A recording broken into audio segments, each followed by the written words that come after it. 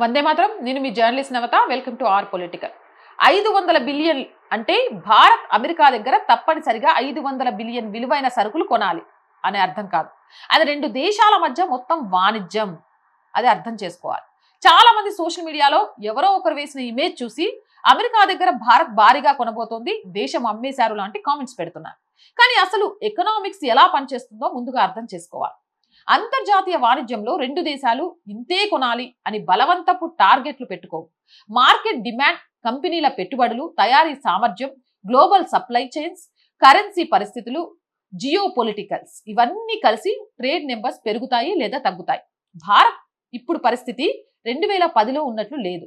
Make in India, PLI schemes, semi conductor, incentives, electronics, manufacturing, defence manufacturing, infrastructure growth వల్ల భారత్ ఒక పెద్ద తయారీ కేంద్రంగా మారుతుంది. ప్రస్తుత అమెరికా కంపెనీలు చైనా ప్లస్ ఒక స్ట్రాటజీ ఫాలో అవుతున్నాయి. అంటే చైనా మీద మాత్రమే ఆధారపడకుండా ఇండియా, వియత్నాం, మెక్సికో వంటి దేశాల్లో కూడా మ్యానుఫ్యాక్చరింగ్ పెంచుతున్నాయి. ఇందులో భారత్ కి భారీ అవకాశం వచ్చింది. ఉదాహరణకు యాపిల్ ఇప్పటికే ఐఫోన్ మ్యానుఫ్యాక్చరింగ్ ని భారత్ లో వేగంగా పెంచుతుంది. అలాగే మైక్రాన్ సెమీ కండక్టర్స్ ఇన్వెస్ట్మెంట్స్ తీసుకొచ్చింది. టెస్లా కూడా ఇండియా మ్యానుఫ్యాక్చరింగ్ గురించి చర్చలు జరుపుతోంది. ఇక పెద్ద అమెరికన్ రీటైల్ అండ్ టెక్ కంపెనీలు ఇండియన్ సప్లై చైన్స్ వైపు చూస్తున్నాయి. దాంతో రాబోయే సంవత్సరాల్లో భారత్ నుంచి అమెరికాకు దిగుమతులు భారీగా పెరిగే అవకాశాలు ఉన్నాయి. ముఖ్యంగా ఐటీ, సాఫ్ట్వేర్ సేవలు, ఫార్మాస్యూటికల్స్, ఎలక్ట్రానిక్స్, మొబైల్ తయారీ, టెక్స్టైల్స్, గార్మెంట్స్, ఆటో ఫార్మ్స్, కెమికల్స్, ఇంజనీరింగ్ ఉత్పత్తులు, రక్షణ, ఏరోస్పేస్ భాగాలు, ఫుడ్ ప్రాసెసింగ్, వ్యవసాయ ఉత్పత్తుల్లో ఈ అవకాశాలు ఉన్నాయి.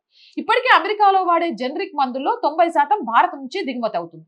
ట్రంప్ వారి కంపెనీలను వేడుకున్నాడు, అమెరికాలో కంపెనీలు పెట్టి ఉత్పత్తి చేస్తే మీకు సబ్సిడీలు ఇస్తా అని. కంపెనీలు ఏమో అమెరికాలో ఉత్పత్తి చేస్తే మాకు ఉత్పత్తి మూల్యం ఎక్కువ అవుతుంది, వేరే చోట ఉత్పత్తి చేసినవి తెచ్చుకుంటే చౌక అంటున్నాయి. ఎవరి తిప్పలు వాళ్ళవి. ఇప్పటికే భారత్ ప్రపంచంలో ఫాస్టెస్ట్ గ్రోయింగ్ మేజర్ ఎకనామీగా ఉంది. మ్యానుఫ్యాక్చరింగ్ షేర్ కూడా క్రమంగా పెరుగుతుంది. అందుకే 500 ట్రేడ్ టార్గెట్ అంటే అమెరికా దగ్గర ఎగుమతులు మాత్రమే కాదు, భారత్ దిగుమతులు కూడా బాగా పెరుగుతాయన్న అంచనా.